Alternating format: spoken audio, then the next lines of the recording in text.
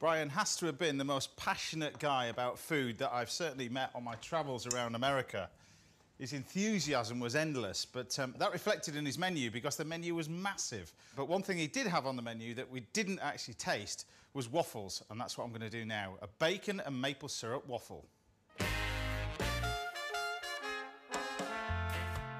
Now, the recipe for pancakes or waffles is more or less the same. It contains milk, eggs and flour. Now, you could, of course, use buttermilk, but I'm going to use plain flour, 3 eggs and milk.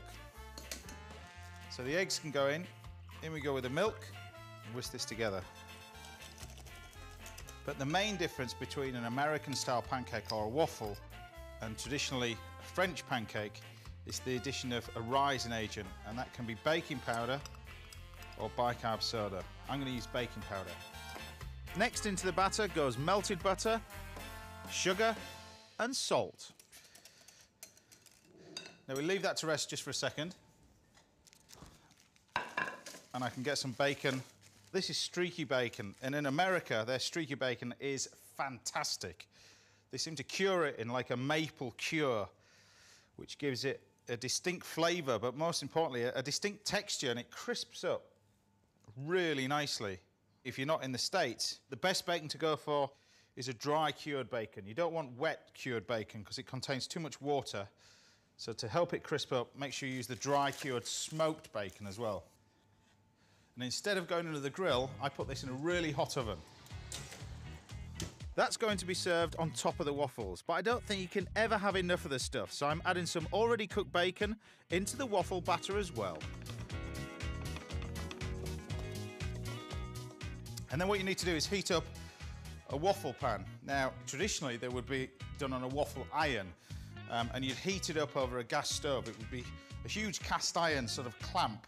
You'd put the waffle mixture in, clamp it down, and then turn it over as you go. But it's much easier on an electric waffle iron. All you need to do is add a ladle of some of the batter into each section of the waffle iron. Close the lid and cook for 5 minutes. In essence, people don't realise how easy it is to make waffles. They think a lot of the batter, you leave it to rest for about an hour. It's very simple. All you do is just preheat something like this, and instantly you've got something for breakfast. You know, the whole mixture from weighing out the mix to finish waffles should take no more than about 10 minutes. So it's worthwhile investing in one. Crispy bacon out of the oven and a pile of freshly cooked waffles. It must be time for breakfast. For me, the only way to serve waffles is with bacon and maple syrup. And a big pile of it.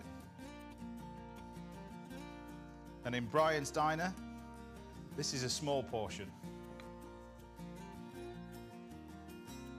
Maple syrup over the top. And there you have it, an American-style waffle with crispy bacon and maple syrup.